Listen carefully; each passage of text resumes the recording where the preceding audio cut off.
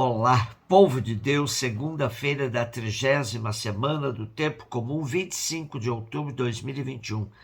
A nossa reflexão de hoje é a partir de Romanos 8, de 12 a 17, e de Lucas 13, de 10 a 17. Irmãos, temos uma dívida, mas não para com a carne, para vivermos segundo a carne.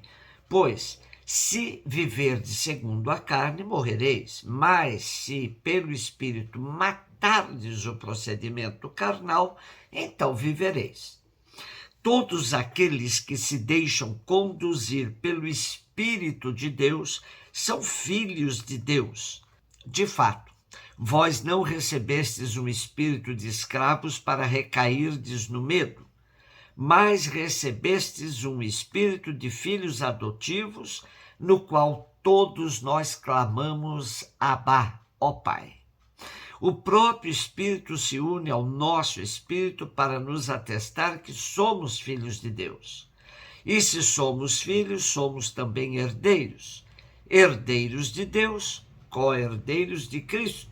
Se realmente sofremos com Ele, é para sermos também glorificados com Ele. Como nos diz a Bíblia Pastoral, a libertação do homem foi realizada por Cristo, não como ato vindo de fora, mas como obra que se realizou a partir de dentro. Cristo se encarnou trazendo o Espírito de Deus para dentro da própria condição humana, que é dominada pelo egoísmo. Desse modo, o homem pode seguir, que passou da morte para a ressurreição, passando do egoísmo para a doação de si mesmo aos outros. A entrada do Espírito de Deus no homem através de Cristo determina uma renovação pela qual o homem sente, pensa e age conforme a vontade de Deus. Em lugar da lei dos instintos egoístas, surge a lei do Espírito que dá a vida. Trata-se de um novo dinamismo interior, que com a própria força de Deus liberta o homem da lei tirânica, a lei do pecado e da morte. Em lugar do pecado ou egoísmo, que determina o ser e a ação do homem, existe agora o Espírito, o amor. Em lugar da morte, existe a vida.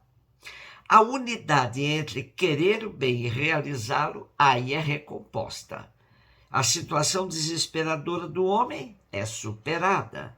E com isso, as relações sociais podem ser refeitas. E a estrutura social injusta e opressora pode ser superada. Pelo Espírito, somos herdeiros de Deus e co-herdeiros de Cristo. E no Espírito podemos dizer, Abá, ó Pai.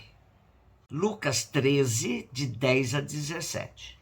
Jesus estava ensinando numa sinagoga em dia de sábado. Havia aí uma mulher que fazia 18 anos estava com um espírito que a tornava doente. Era encurvada e incapaz de se endireitar.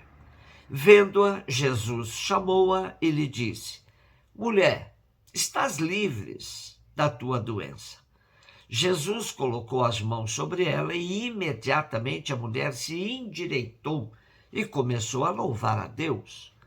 O chefe da sinagoga ficou furioso, porque Jesus tinha feito uma cura em dia de sábado. E tomando a palavra, começou a dizer à multidão, existem 6 dias para trabalhar. Vinde então nesses dias para serdes curados, mas não em dia de sábado. O Senhor lhe respondeu, hipócritas, cada um de vós não solta do curral o boi ou o jumento para dar-lhe de beber, mesmo que seja dia de sábado? Esta filha de Abraão, que Satanás amarrou durante 18 anos, não deveria ser libertada dessa prisão em dia de sábado?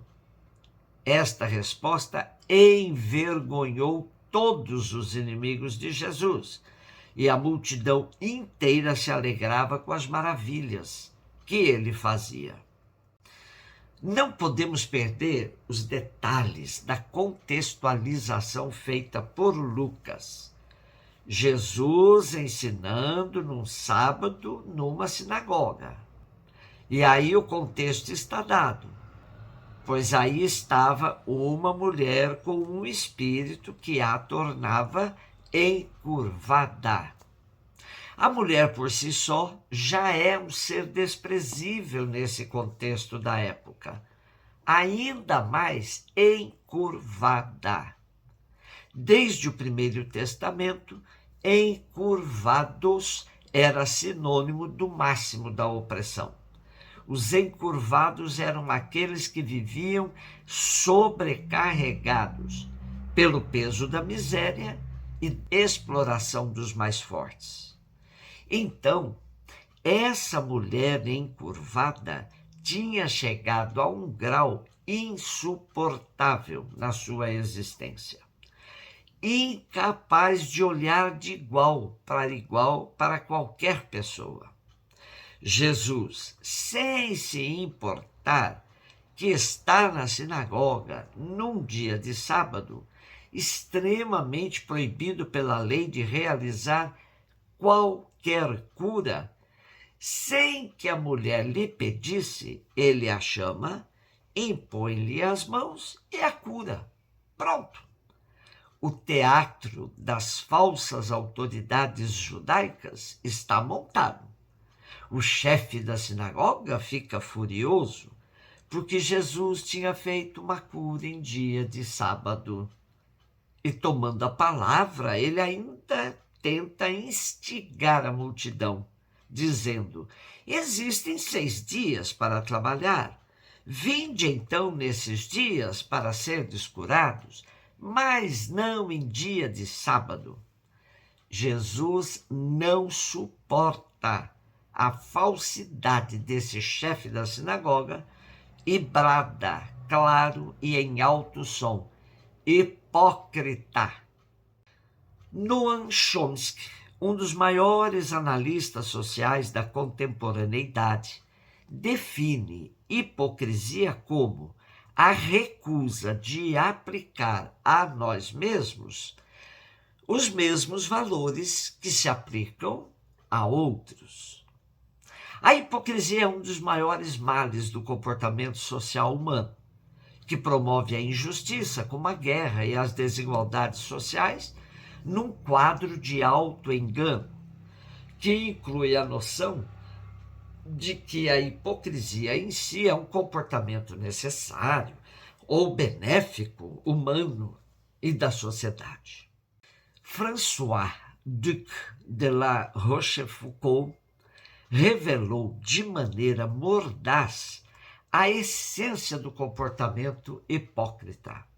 Diz ele: a hipocrisia é a homenagem que o vício presta à virtude. Ou seja, todo hipócrita finge emular comportamentos corretos, virtuosos, socialmente aceitos. O termo hipocrisia é também comumente usado no sentido que poderia ser designado de maneira mais específica como um padrão duplo.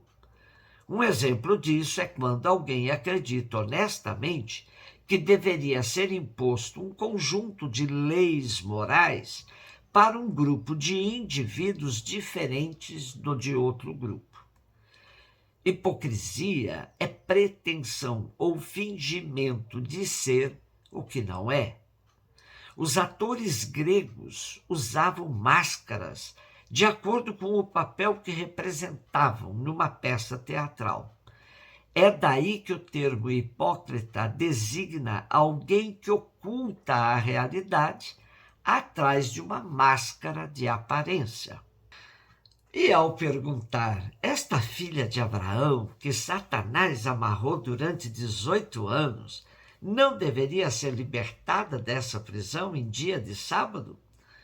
Jesus joga na cara dos maiorais da sinagoga que eles não têm piedade nem mesmo com alguém da mesma família, uma filha de Abraão. Com isso, Jesus provoca dois tipos de sentimentos: vergonha nos hipócritas e gratidão e louvor a Deus da parte da multidão maravilhada. Aprendamos de Jesus a fazer sempre o bem e o que é justo, ainda que a lei possa ser contra, pois nem tudo que é legal é moral e justo. Um beijo no seu coração.